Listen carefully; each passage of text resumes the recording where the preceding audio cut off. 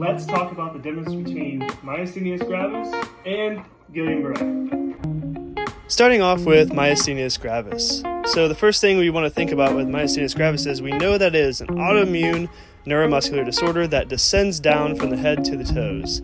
And the 3 points we want to remember with Myasthenia gravis is the weakness descends, they're easily fatigued, and it's all due to acetylcholine. Your hallmark signs are ptosis and diplopia, and you want to think of a guy who looks like this, super fatigued. As for interventions, we want to think of acetylcholinesterase inhibitors, and a common medication we'll see is pyridostigmine. The number one complication we want to look out for is respiratory failure because it can affect the diaphragm if it descends back down all the way down to the thoracic cavity. So to truly understand Myasthenia gravis, we need to know what acetylcholine does.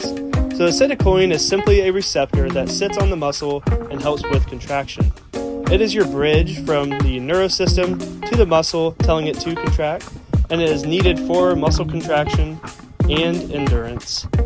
And that is why you notice with these patients they get super fatigued pretty quick. And the reason behind all of this is because we have an autoimmune system that is attacking acetylcholine.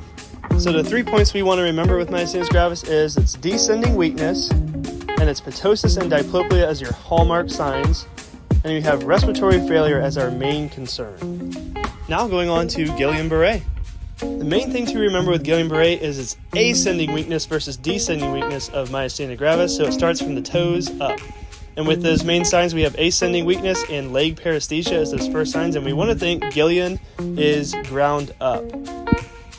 The classic etiology behind this is viruses attacking those myelin sheaths, causing numbness, tingling, and eventually muscle weakness. As for treatment, if they require hospitalization, we're thinking plasmapheresis and immune globulins. And once again, our main concern is respiratory failure.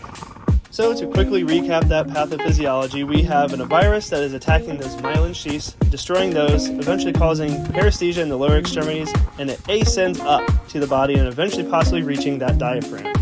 Those 3 points we want to remember is ascending paralysis, so Guillain is ground up, so the G's. It is a viral or idiopathic etiology, and we want to be concerned about respiratory failure because it can cause weakness of the diaphragm. Make sure to go to tactilevr.com for the notes.